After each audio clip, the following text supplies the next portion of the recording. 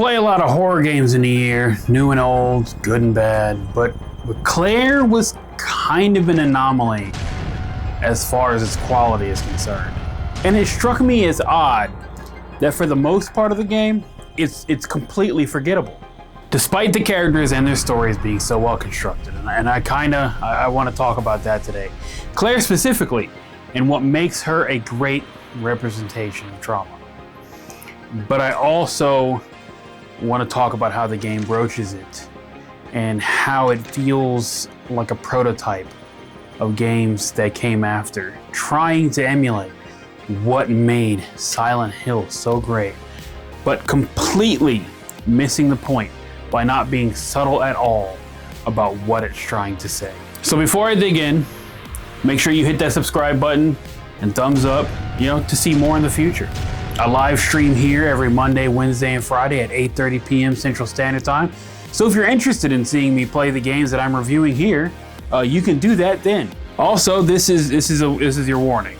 Spoilers, yeah, sure, but it's a content warning for all that's going to be listed here on the screen. So yeah, here we go. Throughout the game, you piece together what happened to Claire and how she got where she is and where she is exactly. I'm not going to do that here. But when you start the game, Claire ends up in what I'm assuming is purgatory after committing Sudoku. Why did she commit Sudoku, you ask? Well, I'll tell you. Because her dad left, or so she thought he did, and then her mom killed her brother, and many years later, her mom died sick in a hospital bed, so Sudoku. In purgatory, she grapples with the events that led up to all of this while blaming herself and her dad for everything, and eventually shifts all that blame to her mom till she eventually accepts that it's no one's fault and all hands dealt were especially bad, and that especially none of it was her fault. Her dad never left. He died, and her mom, being the bitter and sick person that she was, just said he had left. Her dad had become an alcoholic to help him cope with the fact that the mother had a degenerative disease that was affecting her rapidly. He died in a drunk driving accident after storming out one night after a particularly heavy fight. Her mother had killed her brother during a severe depression spell, and it's assumed that she drowns Ethan in the tub. And after her mom dies in a hospital, she goes home to play Sudoku. Claire was just a kid through most of this, and at the start of the game, she's still very young, like somewhere between 13 and 17. She has had an incredibly traumatizing life. It feels like every time she breathed, some horrible shit was happening. And I get that. I felt this to my core. Kids deserve to be kids. They don't deserve to have to deal with our bullshit. None of this was Claire's fault. Not a single thing Claire endured was her fault. And it wasn't your fault.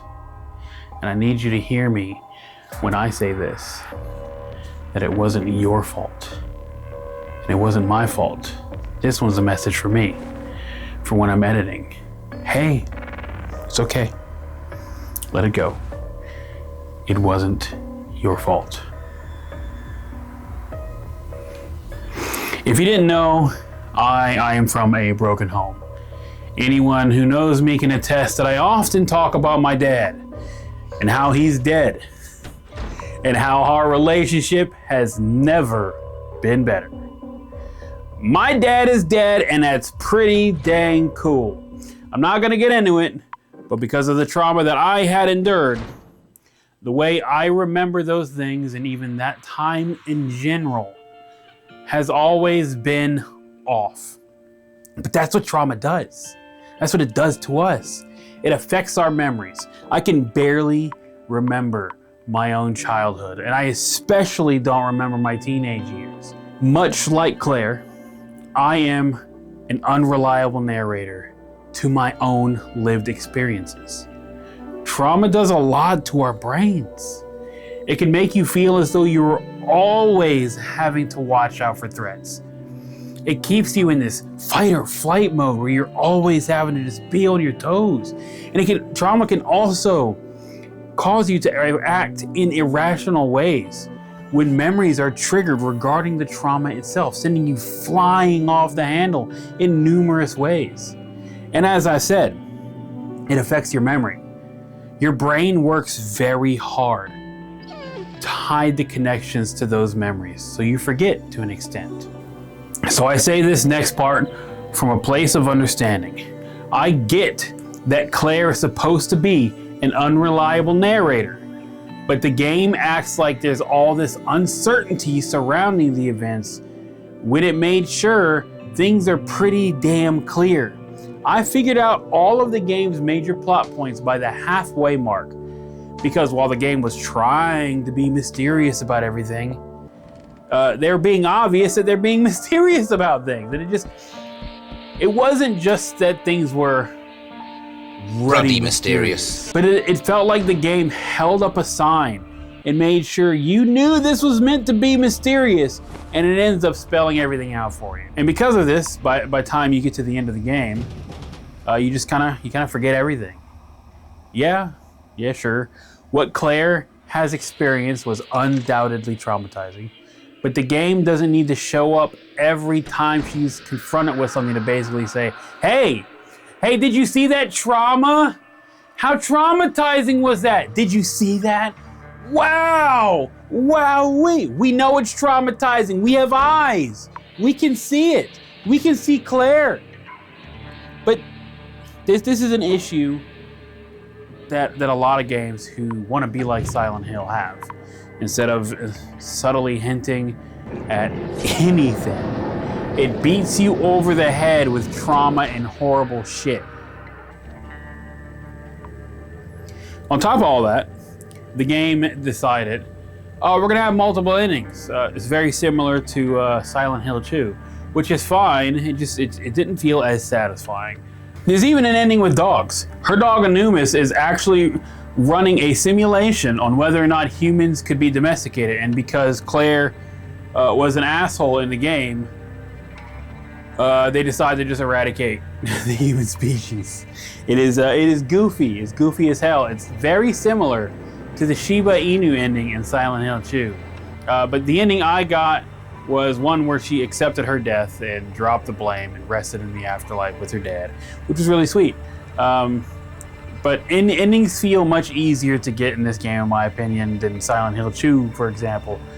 When playing, you're presented with options, and things feel pretty clear about what you need to do to get to the good ending, outside of, collecting some hidden items around the game world and a couple of other good choices. It's pretty easy to get a good and satisfying ending.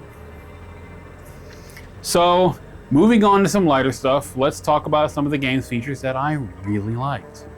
I really liked the 2D side-scroller action that Claire has going on. And it was pretty damn hard to navigate at times, but once I figured out navigation, things got much easier. I still was confused, but it was neat. The art style is also pretty unique too. While the game's content and story felt straight out of Silent Hill bargain bin, the visuals were totally unique, and I really loved, the uniquely designed characters and the enemy sprites and the environments. The environments were all pretty damn cool.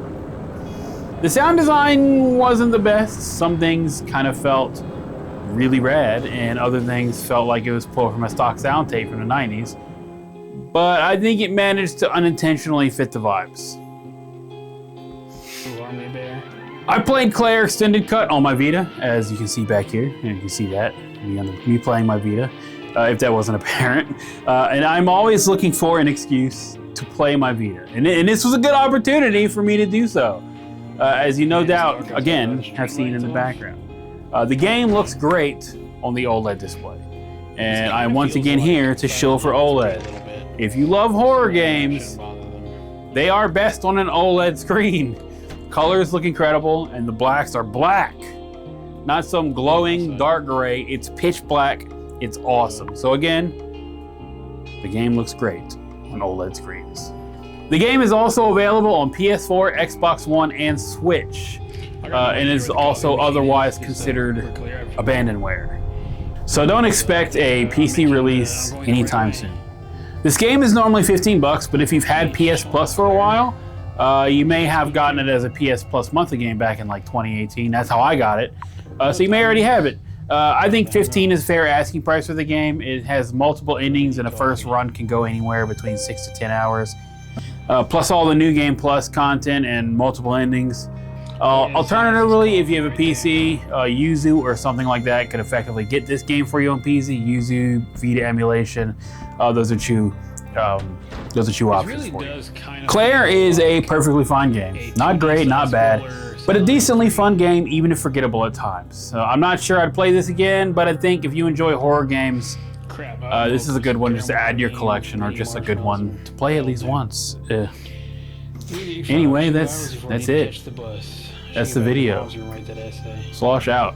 Moss, have you seen the newsletter? Does this sound mysterious?